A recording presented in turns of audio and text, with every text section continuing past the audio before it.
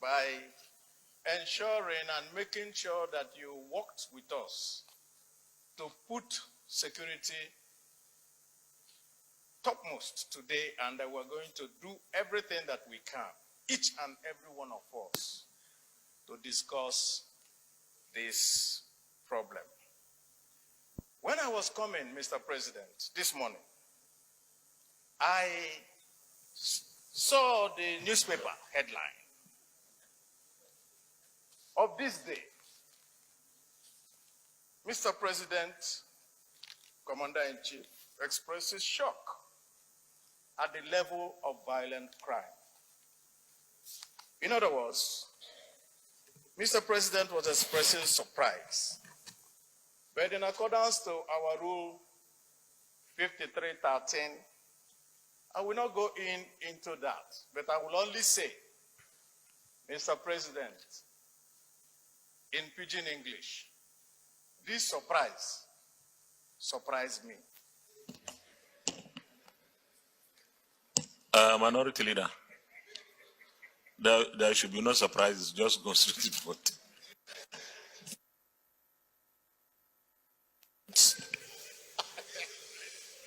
You have told us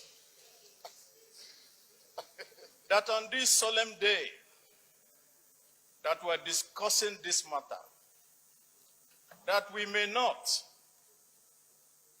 at any point be partisan.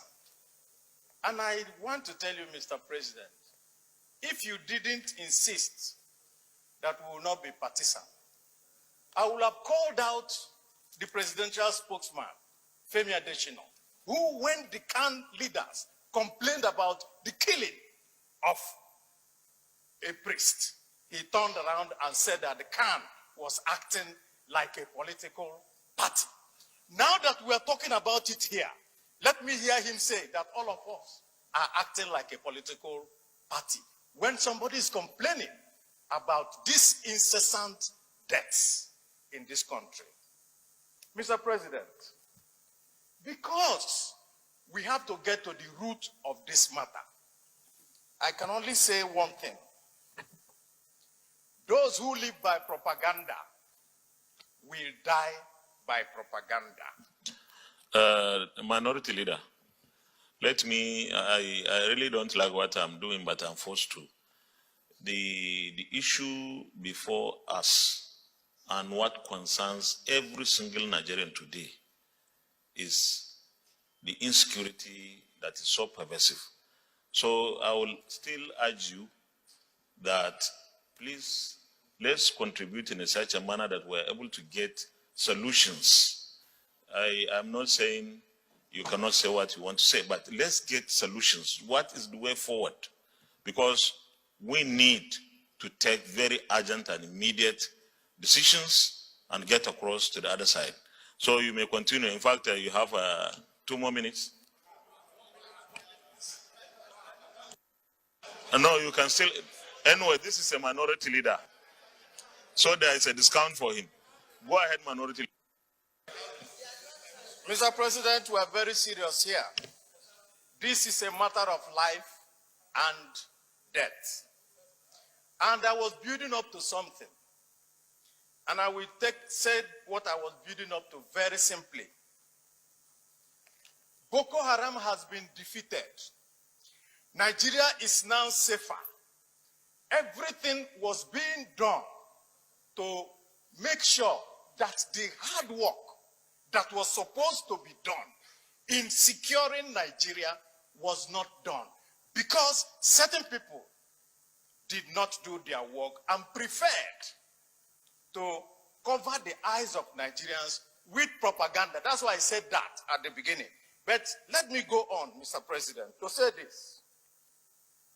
All the time that we wasted in Nigeria trying to find all these excuses for non-performance has now come to stare us in the face. Reality is no respecter of persons. And it is the reality that we are facing now. Senator Sani Musa shouting every day that his people were being killed in Niger. We just took one from Jos a student who was murdered by a Boko Haram person in full view of everybody with a pistol. And the Boko Haram person was somebody that was more, almost, he's not up to 9 years or 10 years old. And we are told that they have been defeated. Now, to go to the fact of what do we do? Mr. President, we have heard from the newspapers today where you have said and suggested, and they are quoting you to say, oh, well, we're going to call the IG, we're going to talk about the community policing, we're going on that way. Mr. President, Nigeria did not elect the IG. We did not elect the chief of staff. We did not elect the joint chiefs. We did not elect the national security advisor. We elected the government of APC in 2015 and re-elected them in 2019.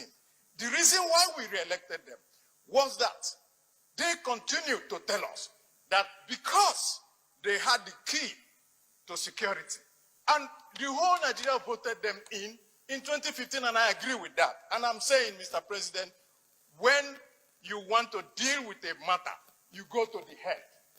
So we will go to the government and ask this government to resign because they can no longer do anything in this country. Mr. Minority Leader, I know.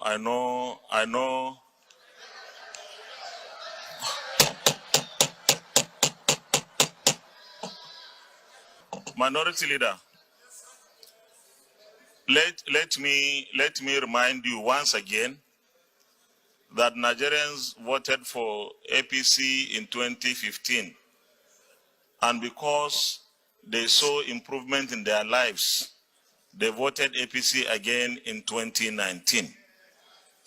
I don't want us to be partisan, and I will advise against hate speech in this chamber.